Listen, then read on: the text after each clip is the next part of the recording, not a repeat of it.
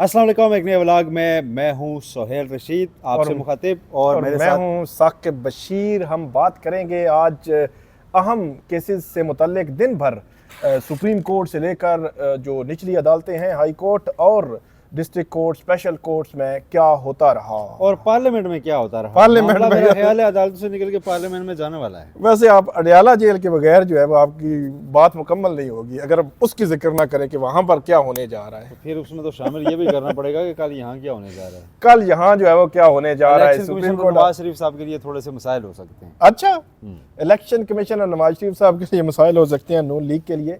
ये सोहेल रशीद साहब बड़ी अहम खबर दे रहे हैं। मेरे ख्याल में हम जो है वो अडयाला जेल से शुरू कर लें। अडयाला 190 मिलियन पाउंड केस है और तोशा खाना का केस है। उसके हवाले से वैसे तो हमारे नाजरीन को मेरे ख्याल में काफ़ी कुछ पता चल गया होगा ना। हम उससे आगे बढ़ते हैं कि कल क्या होना है।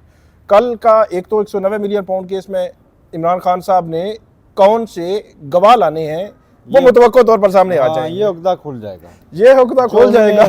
संभाल के रखा हुआ था कि जी मेरे पास कोई बड़ा विटनेस है, एक है, एक से ज्यादा हैं, पाकिस्तान के हैं, बैरून मुल्क के हैं, कब लाया जाएगा, अपनी पार्टी के हैं, किसी और के हैं, किसी इदारे के हैं, कोई अता पता नहीं है ना। अभी कोई नैब से हैं, कोई पुराने हैं, कोई सेक्रेटरी हैं, जो साबिक सेक्रेटरी हैं कोई। तो अब कोई भी हो सकता है। बड़े अहम विटनेस बताया जा रहा है कि इमरान खान साहब, क्योंकि इससे कबल सोहेल साहब इमरान खान साहब के 4 ट्रायल मुकम्मल हुए। तोशा खाना फौजदारी केस, साइफर इद्दत केस और तोशा खाना 1 केस, 4 ट्रायल मुकम्मल हुए। 4 में तोशा खाना फौजदारी में उन्होंने एक एप्लीकेशन दी थी कोर्ट विटनेस के तौर पर बुलाया जाए, लेकिन अपने डिफेंस गवाह के तौर पर नहीं, तो वो कोर्ट ने नहीं बुलाए। फिर तोशा खाना 1 तो बशीर साहब ने एवं ही उड़ा दिया था, उसमें फेयर ट्रायल आपको पता है हुआ ही नहीं था आखिरी स्टेज। उसके बाद साइफर केस में भी आखिरी स्टेज आई नहीं थी और रह गई इद्दत वाले केस। तो इद्दत वाले केस में पहले भी हम बयान कर चुके हैं कि वो सलमान करम राजा साहब ने कहा था कि हम रात को नाम नहीं दे सकते, सुबह देंगे, तो अगर रात को दिए तो हो सकता है बंदे ही ना पहुंच सके। तो ये पहला मौका है कि पहला मौका है। पर एक चीज तो माने, 190 मिलियन पाउंड स्कैंडल में होंगे कुछ इमरान खान को शिकायत कि जी जेल ट्रायल हुआ, उस तरह ओपन नहीं था, यहाँ तक ठीक है, लेकिन कोर्ट प्रोसीडिंग्स प्रॉपर चल रही हैं। पहले केस में प्रॉपर चल रही हैं, जिसमें अच्छा दूसरी साइड भी इस दफा जो है वो कोशिश कर रही है कि कोई चीज रह ना जाए इस केस में। मतलब जो प्रोसीडिंग्स हैं, फेयर ट्रायल है और सारी चीजें यकीनी बनाई जाएं। लेकिन खान साहब ने फिर भी अपने उस 342 के स्टेटमेंट में ये कहा है कि ये भुट्टो रेफरेंस की तरह ही मेरे साथ हो रहा है। मेरे ख्याल जनरली भी उन्होंने बात की है कि जनरली उनके साथ जो 188 केस, मैं बता रहा हूँ ना, उसमें वो क्या कह रहे हैं। भुट्टो साहब के केस में केस बंद हुआ, FIR दोबारा खोली गई जी।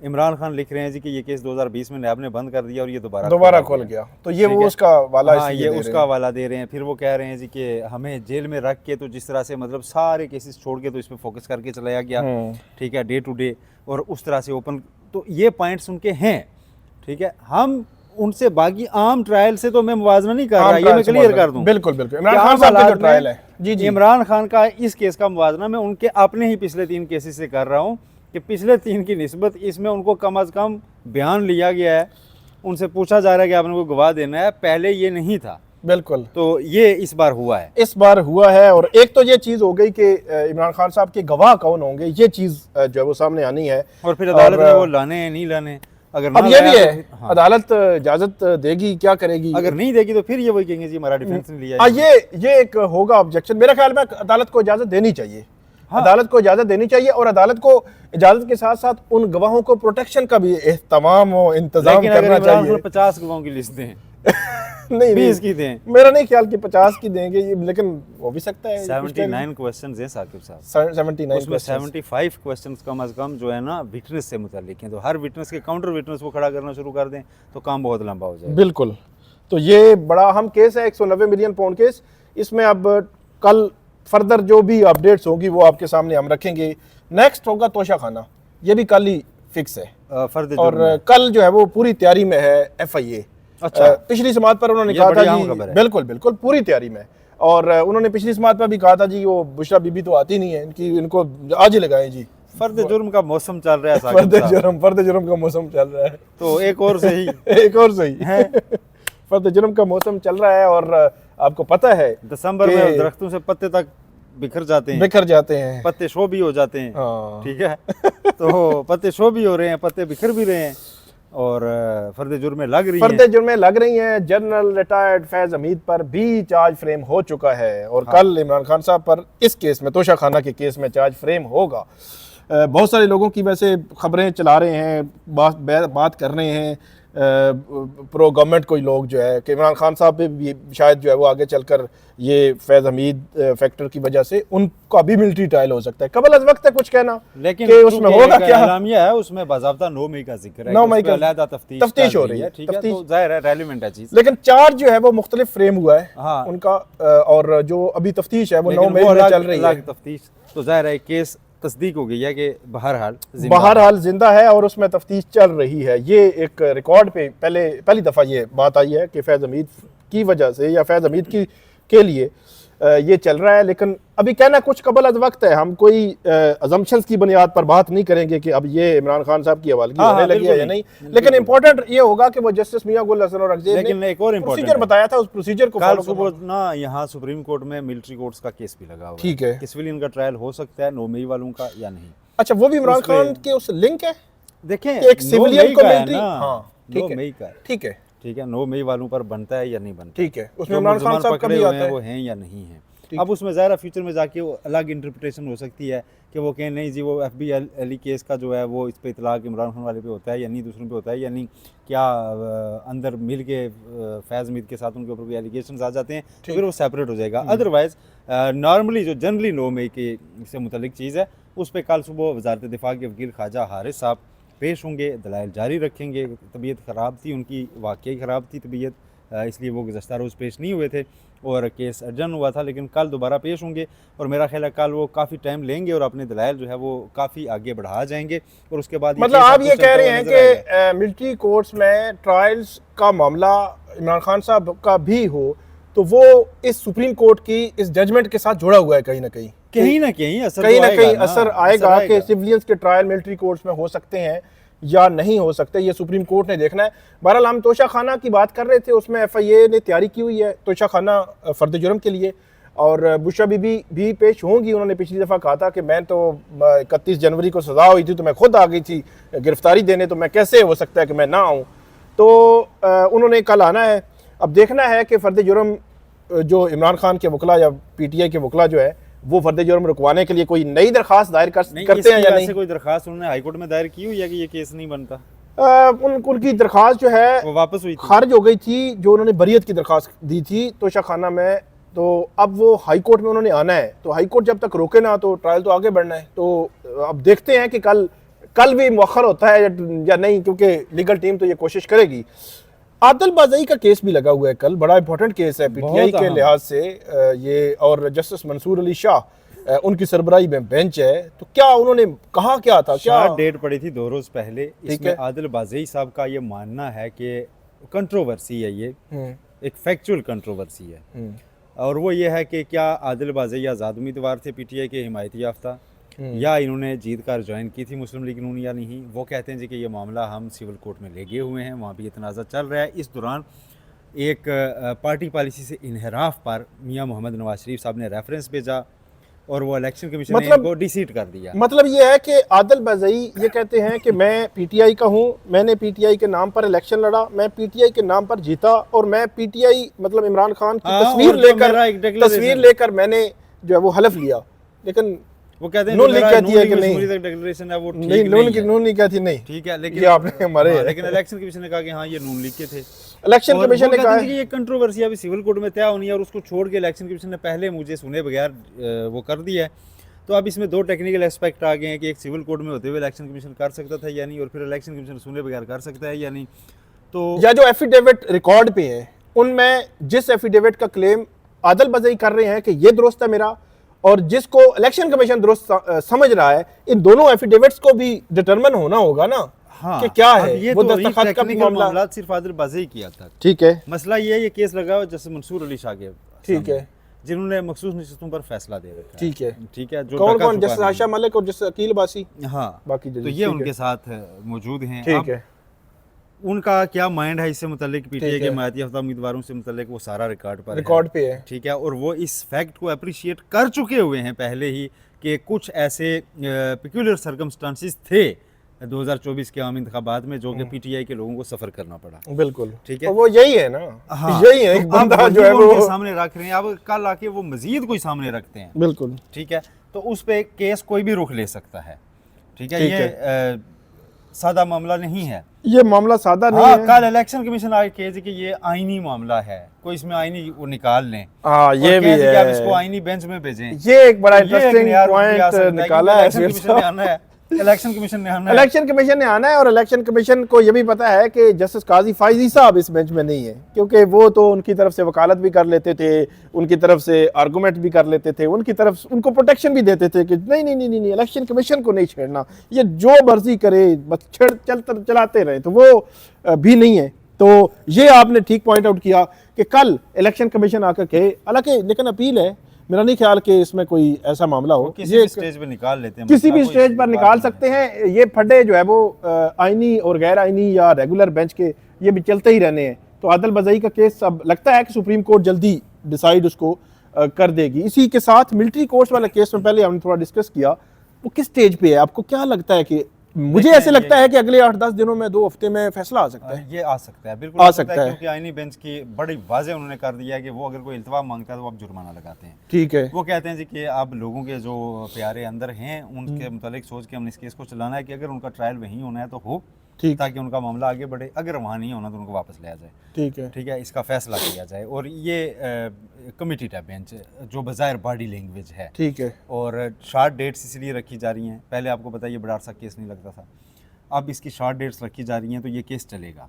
ख्वाजा हारिस एक दिन कल का लेंगे, एक आधा दिन अगर लेना हुआ और ले लेंगे, फिर उसके बाद जो है बाकी अफ्रीकन को सुना जाएगा और ये केस आगे फैसले की तरफ बढ़ेगा। और ये अपील है बुनियादी तौर पर, जिसमें तकरीबन 85 मुल्ज़मान हैं 85 अंदर, उनका ये मुस्तकबिल जो है वो तय होगा। इसमें एक और फैक्टर भी मुझे समझ आ रहा है कि अगर तो ख्वाजा हारिस जो हुकूमती वकील हैं वजारत दिफा के, अगर उनके क्लाइंट की तरफ से ऐसी कोई इंस्ट्रक्शंस या उनका हो कि जल्दी फैसला आ जाए, इस केस का जल्दी फैसला आ जाए, तो फिर तो ख्वाजा हारिस बड़े मेरे ख्याल में अगले 1-2 समातों में अपने आर्गूमेंट्स मुकम्मल कर लेंगे। वगरना ख्वाजा हारिस के हवाले से ये जो हमने देखा भी है, नैब तरमीम के केस में भी, पनामा के नवाज शरीफ के केसेस में भी, बहुत सारे केसेस में, बल्कि इवन बहुत जमानतों के केसेस में भी कई दिन ले जाते थे आर्गूमेंट्स में। तो ये अब देखना होगा कि उनको क्लाइंट की क्या इंस्ट्रक्शंस होंगी। देखना ये भी होगा कि आईनी बेंच के पास वक्त कितना है। आईनी बेंच के पास आईनी बेंच के पास एक तो क्योंकि 9:30 बैठते हैं और 11 तक होते हैं, 1.5 घंटा। आईनी बेंच ने अगर इस केस को चलाना है तो नेक्स्ट वीक से आईनी बेंच बैठे 11:30 बजे इसके लिए, और सुबह रेगुलर केसेस निपटाए। ये बार आप वीडियो में आप ये कह रहे हैं कि आईनी बेंच को 11:30 बैठे, टाइम ज़्यादा दे, तो आईनी बेंच को मेरे ख्याल में थोड़ा सा इसको कंसिडर कर लें, क्योंकि देखिए नहीं 10-12 केस आपके पास लगे हों 1.5 घंटा, और इतने इंपॉर्टेंट केसेस हो तो चलने में मसला होता है। आईनी बेंच ने एक दिन पहले अपना वक्फा भी जो है ना सेक्रीफाइस किया है, सही है, टी टाइम, तो फिर उनको मतलब ठीक है, तो वो तरतीब सीधी कर लें तो मामला मेरा ख्याल है काफ़ी सीधा हो जाएगा। बिल्कुल, मामला पहले भी रेगुलर केसेस सुबह लगते थे और फिर कॉन्स्टिट्यूशनल केसेस या लार्जर बेंच जो है ना 11:30 बजे बैठते थे। बिल्कुल, तो ये चीज़ें चल सकती हैं, या फिर दिन को 1 बजे रख लें टाइम, क्योंकि ये अब करना पड़ेगा, इजाफी जिम्मेदारी ली है तो ये मेरा ख्याल है इनको करना पड़ेगा, और साथ रेगुलर केसेस भी सुनने हैं। अच्छा सुहेल रशीद साहब, एक और बात के जो 24 नवंबर को एहतजाज हुआ था, उस एहतजाज में पीटीआई के 24, 25, 26, 27 जो 3-4 दिन लगे रहे, तो उसमें पीटीआई के लोग गिरफ्तार हुए थे बहुत ज़्यादा, तो उनके रिमांड हुए, कुछ के रिमांड चल रही हैं, कुछ की शनाख्त परेड चल रही है, कुछ अडियाला, अटक, जेलम मुख्तलिफ उसमें हैं जेलों में। तो अब उनकी जो रिमांड जिनके मुकम्मल हुए हैं, ज़मानतें शुरू हो गई। आज तकरीबन 56 लोगों की जो ज़मानतें हैं, एडवोकेट ईमान मज़ारी और हादी अली चट्ठा, उनकी जानिब से दायर की गई, और उनमें 3 जो है वो जुवेनाइल हैं, मतलब कम उम्र है, 18 साल से कम उम्र के 3 बच्चे हैं। एटीसी जज हैं अबुल असरात मोहम्मद ज़ुल्करनैन, उन्होंने 13 के लिए उनकी ज़मानत रखी है कि चलें ये जुवेनाइल हैं तो इसलिए इनकी जल्दी रख लेते हैं, और 16 के लिए बाकियों की रखी है। और ये सारे जो है वो खैबर पख्तूनख्वा से हैं, या वो इस्लामाबाद या खैबर पख्तूनख्वा में थे, और उनके एड्रेसेस अफ़गानिस्तान के भी लिखे हुए हैं पुलिस की उस FIRs में, और ये वो ना। अच्छा। तो ये वो है 56 लोग। तो मतलब ये है कि जो गिरफ्तार थे अब उनकी जमानतों का एक सर्कल है पूरा। और ये जमानतें देखें, आज शेर अफजल मरवत साहब जिनको यहाँ मिले थे, हाँ। वो कह रहे थे जी कि हमने इस माह जमानतें करवानी है अपने सारे वर्कर्स की। जी। तो फिर हम जनवरी के एंड तक दोबारा एहतजाज की जो है ना उस तरफ जा रहे हैं। अच्छा पिछली दफा भी बड़ी मजे की बात उन्होंने की। उन्होंने कहा देखें जी, इस एपिसोड के बाद ना एहतजाज पे यूं लग रहा है जैसे एहतजाज हो नहीं सकता, तो इस पे अगर हमने दोबारा एहतजाज ना किया तो फिर ये मुस्लिम लीग नून पीपल्स पार्टी सारों का सबका केस लड़ना है उन्होंने। अच्छा एक और इंटरेस्टिंग, इसलिए एहतजाज बराए एहतजाज हो। एक और इंटरेस्टिंग बात, क्योंकि जो पिछला 4-5 अक्टूबर को भी 4 अक्टूबर को इमरान खान साहब ने कॉल दी थी डी चौक की, तो वो आए नहीं थी। अली अमीन गंडापुर एपिसोड ये वो हुआ सारा, तो उसमें भी जो वर्कर्स गिरफ्तार हुए थे उनमें उनकी मैंने असेसमेंट ली थी। एक तो लमसम कुछ 600-700 वर्कर्स थे, तो उनकी 54 लाख रुपया मचल के जमा करवाए गए पीटीआई ने खुद एज ए पार्टी अपने कारकुनान के। और इसके अलावा उन्होंने कहा कि लमसम मिला के कोई 80-90 लाख रुपए के मुचल के इस्लामाबाद की एटीसी अदालत और डिस्ट्रिक्ट कोर्ट में जो उनके केसेस से वो उन्होंने जमा करवाए। तो इस दफ़ा कारकुनान की तादाद कमाई है जी, इस दफ़ा कारकुनान की तादाद उससे भी ज़्यादा है। और वो मुझे पता है कि वो मुचल के भरते भरते भी वो वकील जो है पीटीआई के इस्लामाबाद के जो वकला हैं, तो वो उनको 2-2 3-3 दिन वो लग गए कि मुचल के भरते भरते भी। तो इस दफ़ा उससे भी ज़्यादा होगा। और उनकी जो मामला एक और भी है ना, इनकी एक और बात मैं ऐड कर दूं, मैं रिपोर्ट्स ले रहा था, लमसम मुझे मिली, एग्जैक्ट नहीं मिली, लेकिन वो बता रहे थे क्योंकि सितंबर में भी एहतजाज, फिर अक्टूबर में भी, फिर आगे दिसंबर में भी एहतजाज, तो अक्टूबर और सितंबर के जो उनके एहतजाज थे ना, उन एहतजाजों में जो उनकी गाड़ियाँ, किसी के पर्स, किसी का मोबाइल और ये सारी चीज़ें जब पुलिस की कस्टडी में चली जाती हैं, जो किसी को गिरफ्तार करते हैं सुपरदारी के ज़रिए, तो वो कोई 100 से ज़ायद एप्लीकेशनें में वो कह रहे थे आई हुई हैं मुख्तलिफ लोगों की। किसी की घड़ी है, या किसी का पर्स है, किसी का ये है, किसी का मोबाइल है, और कई लोगों की गाड़ियाँ। तो सुपरदारियाँ वो पुरानी चल रही हैं। अब की बार की भी बहुत बड़ी सुपरदारियाँ होंगी, क्योंकि गाड़ियाँ तो बहुत ज़्यादा थी ना। तो ये एक गाड़ी आप भी लाए हैं, एक गाड़ी हम भी लाए हैं, मतीउल्लाह जान साहब की गाड़ी। आखिरकार जो है 27 नवंबर रात 11:15 बजे पिम्स हॉस्पिटल से जब मुझे और मतीउल्लाह जान साहब को उठाया गया, तो उनकी गाड़ी की चाबी भी ले ली गई, और वो गाड़ी आज हम फिर सुपरदारी करवाई है हमने मारगला पुलिस स्टेशन से। शुक्र है मिल गई। तो वो मिल गई, कुछ चीज़ें नहीं मिली, लेकिन वो आपका मोबाइल और वो माइक चीज़ें वो चले गए, कुछ चीज़ें रह गई हैं। चलें वो हम उनको लेने की कोशिश करेंगे। अच्छा मामला यह है कि अब ये के इशू ना हम फील हो रहा है, और आज पार्लियामेंट में जो है ना काफ़ी सारी चीज़ें ऐसी नज़र आई हैं। बैरिस्टर गौहर अली खान ने जाके पार्लियामान के सामने ना स्यापा डाल दिया है। उन्होंने कहा जी कि अगर आप चाहते हैं ना कि हम दोबारा सड़कों पर ना आए, तो पार्लियामान में हमारी बात सुनी जाए और हमारी जो है ना वो दाद रसी की जाए। ठीक। और वजीर कानून आज़म मजीद तारिर साहब उठे, उन्होंने कहा जी कि हम वेलकम करते हैं कि ये दोस्त पार्लियामान में आए हैं, तो अब हम कुछ करेंगे भी। अच्छा, ये क्या हो सकता है?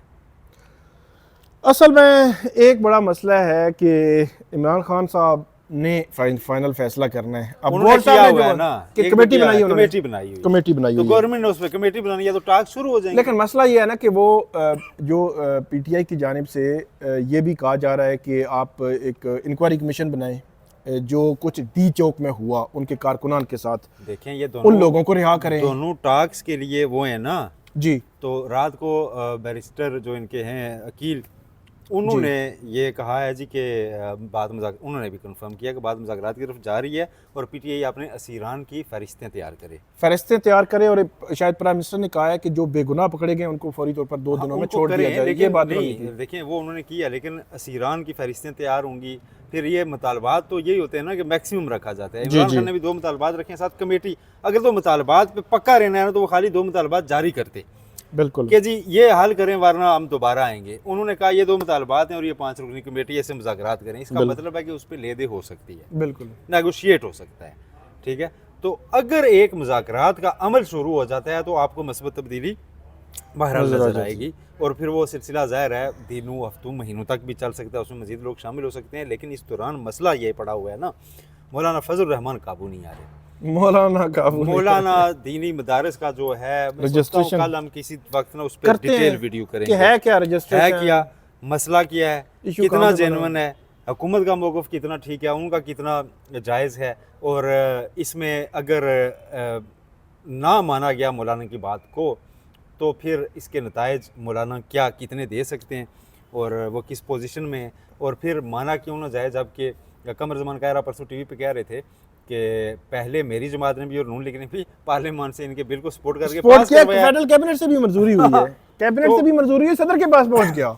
ये मसला है क्या और अचानक क्यों पॉपअप हुआ? मेरा तो ख्याल है कल इस पे हम काफी तवील इस हो पे गया। हम जो है वो कल जो हाँ, है वो कल इस पे हम बात करेंगे। एक चीज़ सिर्फ ऐड कर दें आखिरी, कि जो मुज़ाकरात ये वो चीज़ें चल रही हैं, 15 दिसंबर की डेडलाइन है, इमरान खान साहब ने दे रखी है कि 15 दिसंबर तक आप कर लें मुज़ाकरात, या कोई CBMs कोई ऐसी इनिशिएटिव शुरू हो जाए ताकि वो डेट आगे चली जाए जो सिविल नाफरमानी की बात सिविल है। नाफरमानी की मेरा ख्याल है इसलिए चली जाएगी।